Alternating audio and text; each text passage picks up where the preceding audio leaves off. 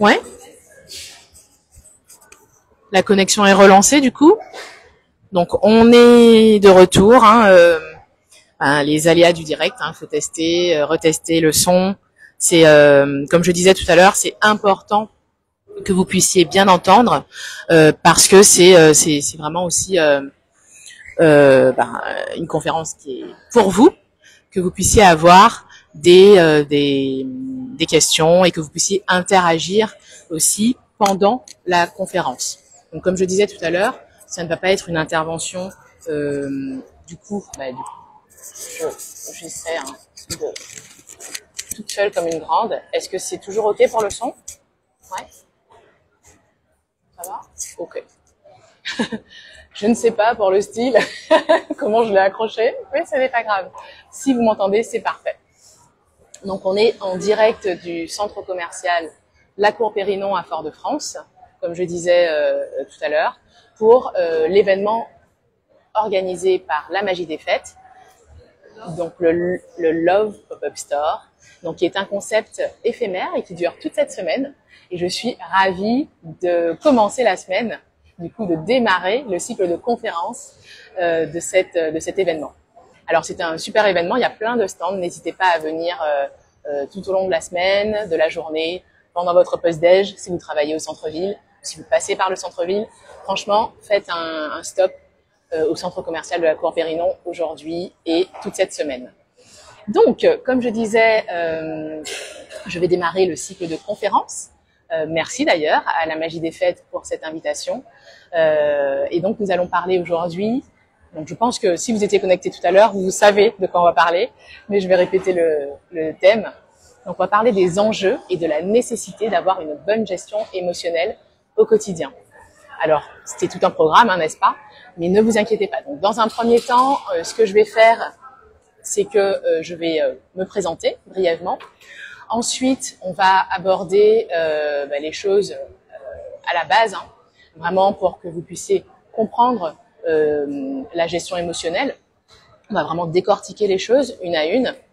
Et ensuite, on verra ensemble des clés plutôt simples, des premiers pas en fait, pour aller vers une meilleure gestion émotionnelle au quotidien, que vous puissiez vous retenir des choses et repartir avec des clés pour les tester dès aujourd'hui, pourquoi pas, et durant toute la semaine. Donc là, on commence la semaine et vous aurez déjà les clés pour passer une semaine douce, comme j'aime bien le dire. Et enfin, je vous dirai comment moi, je peux vous accompagner avec mes outils. Donc je me présente, je suis Élodie Zubar, alias Easy. Donc Easy, E pour Élodie et Z, donc Easy pour Zubar, donc alias Easy. Et donc j'ai fondé l'entreprise Easy Life, donc pour vous accompagner justement vers une meilleure gestion émotionnelle, pour vous accompagner à transformer vos émotions et faire de vos émotions des alliés au quotidien. Et pour cela, j'utilise une boîte à outils 100% naturelle. Et l'idée, en fait, de mon accompagnement, c'est que je vous tienne la main, entre guillemets, au début de l'accompagnement, et ensuite que vous puissiez vraiment pratiquer en autonomie. Donc, mes différents outils, on les verra un peu plus à la fin, mais vraiment, là, dans un premier temps, on va aborder le thème des enjeux, donc, et de la nécessité d'avoir une bonne gestion émotionnelle. Donc, par où commencer justement? Par la base, j'ai envie de dire, par les émotions. Les émotions, qu'est-ce que c'est? On en parle beaucoup. C'est vrai que c'est quelque chose, un terme qui est, je dirais pas qu'il est galvaudé, mais en tout cas qu'on connaît bien, qu'on a déjà beaucoup entendu. Mais est-ce qu'on sait véritablement ce que c'est? Alors, je vais vous donner une définition qui n'est pas de moi, mais qui est de l'OMS, l'Organisation mondiale de la santé. Et donc, l'émotion, c'est une réaction plus ou moins intense provoquée par un stimulus. Alors, ce qu'on appelle un stimulus, c'est un événement ou un fait extérieur, quelque chose qui arrive à l'extérieur, qui déclenche des réactions physiologiques. Donc, ça peut être, par exemple, lors d'une prise de parole en public, où on va avoir les joues qui commencent à chauffer. Donc, c'est cette réaction physiologique. ou encore quand, je sais pas, vous venez de déposer vos enfants et que quand vous sortez de la crèche, l'école, peu importe, vous voyez qu'il y a un enfant qui traverse à toute vitesse et une voiture qui arrive en même temps. Et là, vous avez une émotion forte qui arrive, une émotion, donc là en l'occurrence potentiellement la peur, qui vous fait vraiment avoir cette réaction physiologique où votre cœur va s'accélérer, vous allez vraiment avoir peut-être des sueurs qui vont se déclencher. Donc c'est tout ça, c'est vraiment ce qu'on appelle le stimulus, l'événement extérieur qui va venir vraiment déclencher une réaction physiologique. Donc il y a un fait déclencheur que le cerveau va analyser pour voir comment il doit réagir à ça. Et donc l'émotion, comme je disais, c'est un état soudain et passager. Donc c'est un peu comme une réaction réflexe. Donc par l'exemple que je viens d'énoncer, c'est vraiment ça. Les émotions, on en décèle 5 à la base, donc qui ont été pas inventées, mais en tout cas identifiées par Charles Darwin tout d'abord, et ensuite travaillées notamment par Paul Ekman, qui est le père de la programmation neurolinguistique. Donc, voilà. Donc ça c'est pour le détail scientifique. Et donc elles sont au nombre de 5 à la base. Donc la joie, la colère, la tristesse, on va avoir le dégoût, et oui, le dégoût est une émotion, et la surprise. Donc, juste pour un moyen mémotechnique, justement, chaque émotion, on peut la mimer. On peut avoir, justement, vous pouvez vous amuser à ça, hein, justement, si je vous dis surprise, comment vous faites la surprise. Voilà, on va avoir vraiment toutes les réactions, on va pouvoir vraiment la mimer, cette émotion, juste sur le visage, à travers nos traits qui vont changer en fonction des émotions. Donc ça, ce sont vraiment les émotions dites primaires. Et en fait, vous allez me dire, j'aurais entendu parler d'autres émotions. Effectivement, on peut en énoncer d'autres. Si on prend le prisme de la philosophie, par exemple, on a René Descartes qui en a, pas non plus inventé, non, mais identifié d'autres que sont l'admiration, l'amour, la haine, le désir, la joie et la tristesse. On va retrouver la joie et la tristesse. Donc c'est ce qu'on a appelé les passions en philosophie, mais qui sont en fait finalement, quand on regarde à proprement parler, des émotions. Donc si vous avez bien retenu, juste pour faire un petit récap, l'émotion, c'est vraiment cette réaction du corps, cette réaction physiologique qui arrive de façon soudaine avec un stimulus, donc un stimulus, un événement extérieur ou un fait extérieur. Donc ensuite, j'ai envie de faire, vu qu'on a parlé des émotions, j'ai envie maintenant qu'on puisse parler de stress.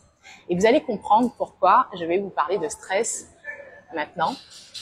Et on va en parler un peu plus longuement tout à l'heure. Donc déjà là, ceux qui sont connectés, ceux qui sont avec nous, est-ce que ça vous parle, le stress? Est-ce que c'est quelque chose? Ah oui, là, dans l'assemblée, on me dit que oui. Je vois des gros hochements de tête. Donc oui, c'est quelque chose effectivement qui nous parle. Alors, tout comme les émotions, j'ai envie de dire que c'est un mot qu'on connaît tous aujourd'hui.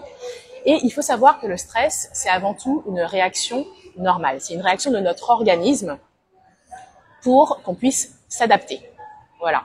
Donc si vous faites le lien, du coup, avec l'émotion, ce que je viens de dire tout à l'heure, on a parlé de stimulus extérieur, donc voilà, quelque chose qui va survenir et qui va déclencher une réaction physiologique. Le stress, en fait, on est dans le même mécanisme. Si je reprends mon petit dictionnaire, et pas le dictionnaire, mais la définition de l'OMS, le stress, c'est un état d'inquiétude ou de tension mentale causé par une situation difficile.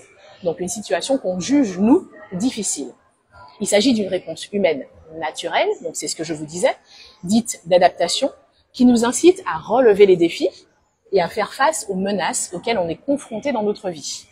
Chacun éprouve du stress dans une certaine mesure, donc c'est ce qu'on disait, hein, qu'on est tous plus ou moins confrontés au stress. Toutefois, la façon dont nous réagissons face au stress fait une grande différence pour notre bien-être global. Et là, vous voyez, tout s'imbrique. On a les émotions, le stress. Très souvent, en fait, le stress va être lié à une émotion. Donc, je vous ai parlé des différents types d'émotions qu'on peut avoir. On va prendre 2 exemples, hein, la peur et la colère. on peut avoir un stress qui est dû à une peur. La peur, allez, on peut prendre l'exemple de la peur de manque financier, de pas savoir comment on va terminer le mois. Ça, c'est une peur, en fait. Ça, c'est une peur et qui peut être tellement constante. Ça veut dire qu'on va se réveiller tous les matins avec ça en tête. On va s'endormir avec. On va, j'ai envie de dire, passer sa journée avec cette pensée. Et en fait, le fait de juste ressasser, ruminer cette pensée va nous stresser en continu. Donc, c'est pour ça que je vous dis que émotion et stress sont vraiment intimement liés. Donc ça, je parlais de la peur. On peut parler de la colère aussi. La colère, si vous avez des épisodes de colère à répétition et qu'en fait vous ne vivez pas cette colère, ça veut dire que vous êtes vraiment en colère, ça monte, vous sentez que vous ne pouvez plus vous contenir, mais en fait vous vous contenez et du coup voilà, ce sont des choses aussi que vous pouvez avoir quotidiennement, que ça peut être au travail, ça peut être à la maison, ça peut être vraiment face à différentes situations qu'on peut rencontrer où là on peut se sentir dépassé en continu, ce qui va aller stresser notre organisme en continu. Et le fait d'être stressé en continu, ça, notre corps, il ne sait pas gérer. Parce que on est programmé pour pouvoir réagir de façon, j'ai envie de dire, ponctuelle, voilà, de façon ponctuelle à des dangers imminents, à des choses, voilà, qui peuvent nous faire peur sur l'instant, mais on n'est pas programmé pour être stressé au quotidien. Donc, c'est vraiment tout l'enjeu de la gestion émotionnelle et donc derrière, pour stresser le moins l'organisme. D'où le fait que émotion et stress sont donc bien liés. Est-ce que jusque-là, vous avez des questions par rapport à ce qui peut être émotion, stress? Est-ce qu'il y a des choses qui vous parlent? Est-ce que vous avez envie de raconter une anecdote? Moi, j'ai envie de vous raconter une anecdote, justement. Il y a quelques temps de cela, quelques années, j'étais encore dans un travail salarié, donc dans une société, et on avait un passage annuel de la grande direction donc qui était située à l'étranger et qui venait en Martinique pour s'assurer que tout va bien, faire des audits de ce qui s'était fait dans l'année. Et en fait, j'avais tout préparé. Tout était OK. J'avais tout préparé au millimètre près, le trajet de voiture, tout était OK. Tout était prêt, en fait. Hein. Et on a eu, tenez-vous bien, un super score. Le meilleur résultat qu'on avait jamais eu suite à cet audit général. Et en fait, vous savez ce qui s'est passé à la fin de cet audit? Donc moi, j'avais tout géré, de main de maître, on peut dire ça, c'était vraiment top. Tout s'était bien passé, on avait pété les scores, on venait de me dire « Élodie, super, tu as fait du super bon boulot ». Et là, je m'effondre. Mais vraiment, littéralement, larmes. Alors vous imaginez devant devant le staff et tout, je m'effondre complètement.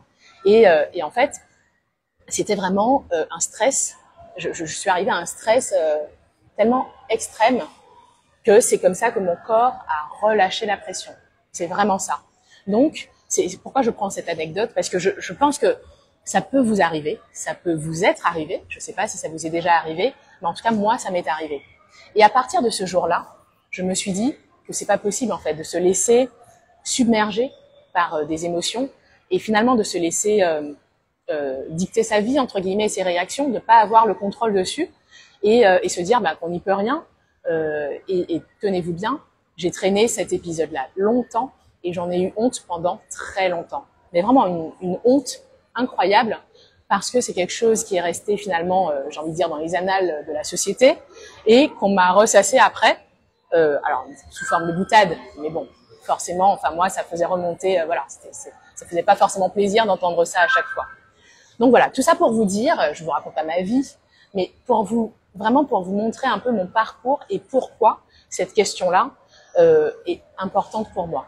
Parce que je pense que la bonne gestion émotionnelle, c'est vraiment apprendre justement à vivre ses émotions et pas, vous savez, le petit mécanisme qui va consister à mettre sous le tapis. On soulève le tapis, voilà, je ressens ça et puis ouf, je pousse et puis on verra ça plus tard. Mais écoutez, c'est vraiment pour ça, c'est vraiment ce qui m'anime de vous accompagner dans cette gestion émotionnelle.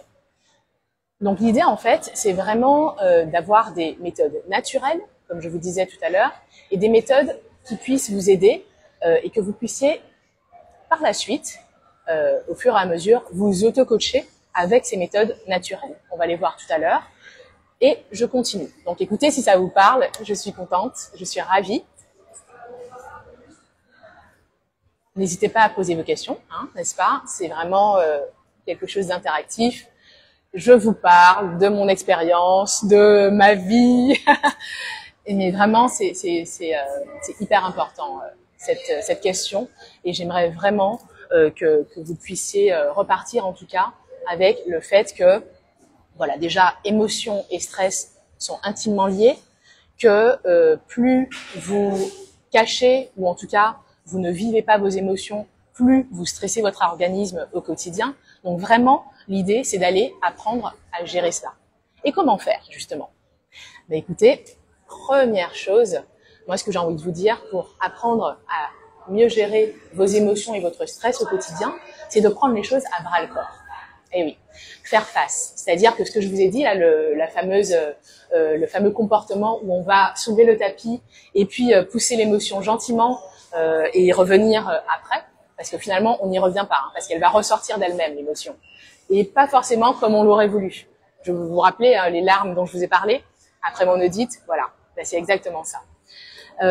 Et donc, les émotions, elles vont aller et elles vont rester dans le corps, hein, une fois que vous les avez placées sous le tapis, ben, finalement, sous le tapis, ben, le tapis, qu'est-ce qu'il va faire? Il va gonfler. Il va gonfler. Et l'idée, c'est que quand on ne les gère pas, elles vont sortir autrement. Donc on a parlé des crises de larmes, bon je pense que c'est bon là, hein, vous avez compris, mais il peut y avoir d'autres types de réactions comme les réactions cutanées, l'eczéma par exemple, ce sont des réactions, exactement, l'urticaire, j'ai été sujette à l'urticaire petite, donc je connais aussi, donc ce sont des choses, et typiquement quand j'étais petite, on ne savait pas à quoi c'était dû, j'ai fait tellement de tests chez l'allergologue, on n'a jamais trouvé. Et en fait, c'est vrai que ce sont des choses qui peuvent être dues au stress non géré, justement, au stress et aux émotions non gérées.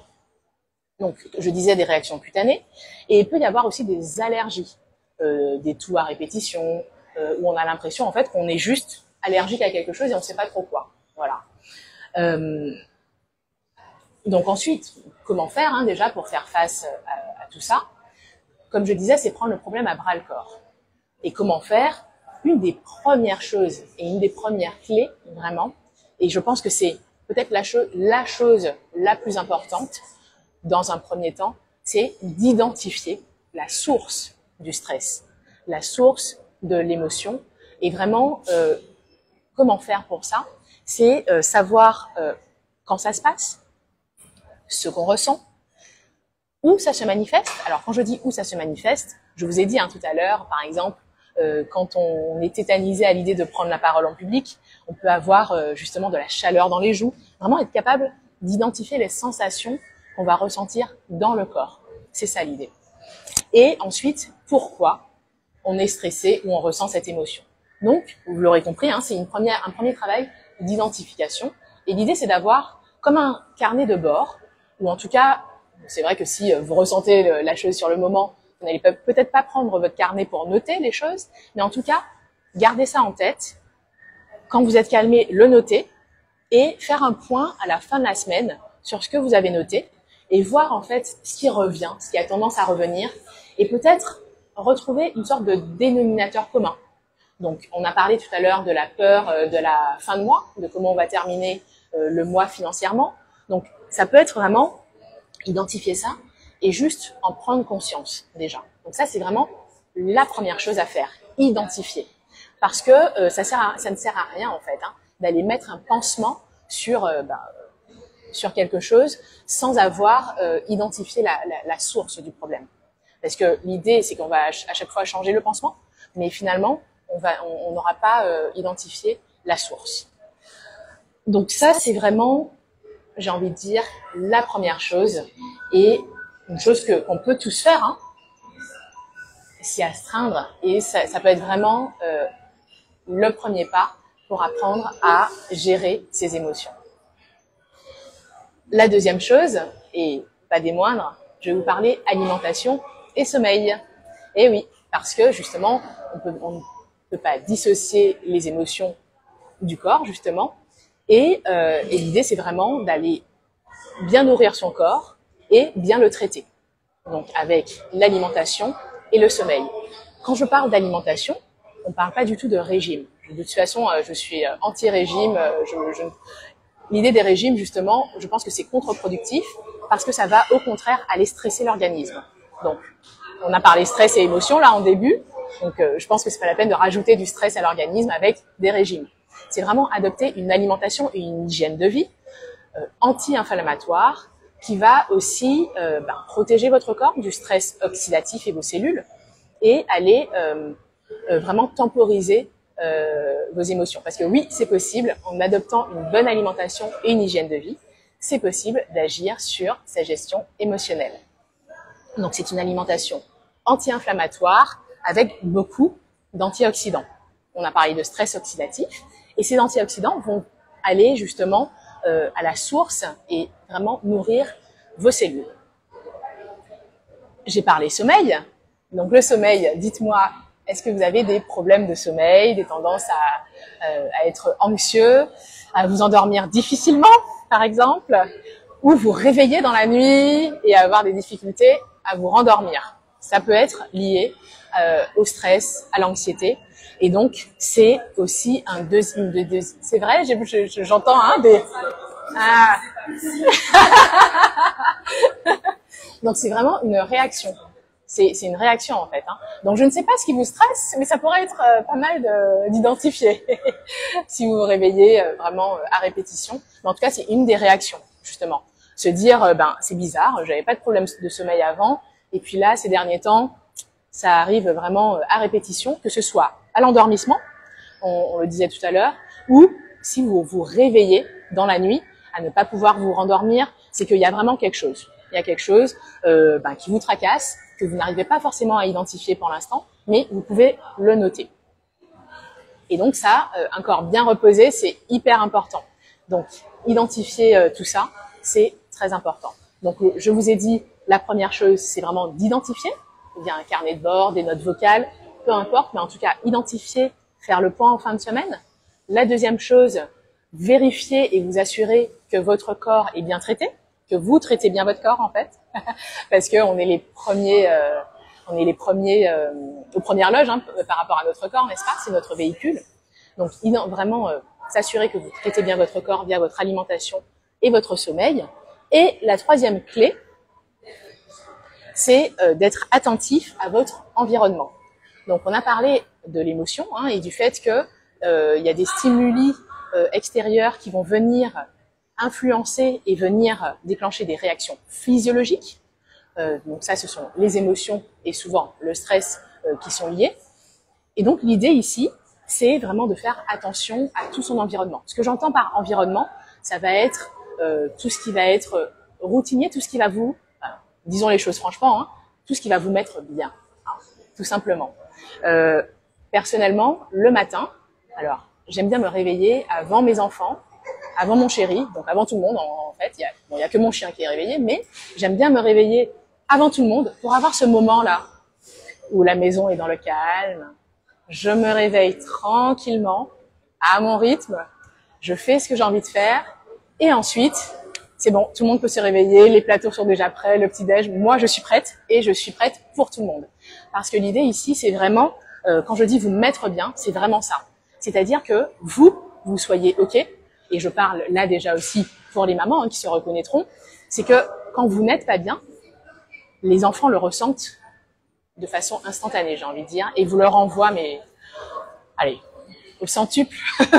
Et ça, c'est un euphémisme en plus, mais c'est vraiment important, en tout cas, que vous compreniez ça, que plus vous prenez soin de vous, plus vous rayonnez en fait dans votre entourage, que ce soit avec votre chéri, avec vos enfants, avec vous-même et avec tout l'extérieur. Donc prenez soin de vous avant de prendre soin des autres. C'est un peu la métaphore du masque à oxygène dont on parle dans l'avion, quand on prend l'avion et qu'on dit de se secourir d'abord avant de porter assistance à l'autre. Donc c'est vraiment ça. Donc faire attention à son environnement, comme je vous ai dit, pour moi le matin c'est sacré, comme la douche où il faut que personne ne rentre dans la salle de bain. Voilà, il y a des choses que vous pouvez identifier où c'est du non négociable. Voilà, c'est vraiment identifier ça et ne pas y déroger. Alors, vous allez me dire que le matin, par exemple, je peux avoir mon enfant qui se réveille plus tôt, des pipis au lit, ce genre de choses. Oui, ça arrive, mais le fait de le faire le plus régulièrement possible, ça fait déjà que vous vivez régulièrement vos émotions, que vous êtes le plus sereine, je parle pour moi, possible au quotidien, et du coup, vous pouvez faire face. Et émotionnellement, comment ça va? Et là, j'ai je sais pas, émotionnellement, je sais pas si je ressens des émotions ou ce genre de choses. Voilà. Donc, messieurs, ne le prenez pas mal. Mais c'est vrai qu'on peut avoir des difficultés à identifier. Et j'ai envie de vous parler de ce précieux outil qui est la réflexologie. Donc, la réflexologie, c'est une pratique manuelle tirée de la médecine traditionnelle chinoise. Et la réflexologie, elle peut être vraiment très énergétique. Et dans la médecine traditionnelle chinoise, la réflexologie, c'est vraiment le fait d'avoir, via vos pieds, vos mains et votre visage, des zones miroirs de votre corps, donc d'où le terme réflexologie. Donc ce sont des zones dites réflexes. Donc ça veut dire qu'à travers vos pieds, vos mains, on va retrouver les différents organes de votre corps. Et donc juste avec le toucher, on va ressentir des choses et pouvoir identifier des émotions, parce que à chaque organe en médecine traditionnelle chinoise, et j'ai envie de dire de façon générale en médecine traditionnelle, chaque organe est rattaché à des émotions. Donc c'est un premier outil, une première piste. Quand vous n'avez pas forcément envie de parler des heures ou ce genre de choses, ça peut être une belle porte d'entrée. Parce que, j'aime bien le dire, vos pieds, vos mains sont une excellente porte d'entrée à vos émotions, votre corps, pour pouvoir les identifier. Donc ça, c'est une première chose. Ensuite, je peux vous accompagner en tout cas à apprendre à vous auto-coacher avec la respiration consciente et la yoga-thérapie. Donc, on connaît souvent le yoga, mais la yoga-thérapie peut-être un peu moins. Donc, la yoga-thérapie, c'est quoi? Ce sont les outils traditionnels du yoga que vous connaissez, la respiration, les postures. J'utilise aussi, et peut-être qu'on le connaît moins, les gestes des mains, les mantras. Donc, ce sont des choses qu'on dit, qui vont avoir un taux vibratoire précis. J'ai parlé de tout, de la respiration aussi. Et donc, on va utiliser tous ces outils pour servir votre problématique spécifique. On est vraiment sur du sur-mesure et de l'accompagnement individuel. Donc, ça peut être vraiment de l'accompagnement au stress. Donc, j'ai souvent effectivement des personnes qui viennent me voir pour ça, ou des personnes qui sentent que émotionnellement c'est un peu fragile ou qui ont du mal à gérer vraiment quotidiennement et qui viennent me voir pour qu'on puisse travailler ensemble des routines quotidiennes qu'on va mettre en place au fur et à mesure avec un suivi pour apprendre à mieux gérer le quotidien. Donc ça, c'est vraiment pour la partie auto-coaching, en sachant qu'on peut y mettre aussi de la réflexologie avec des automassages, et ça intervient dans le suivi. Et enfin, un autre outil, et pas des moindres, l'hypno-coaching,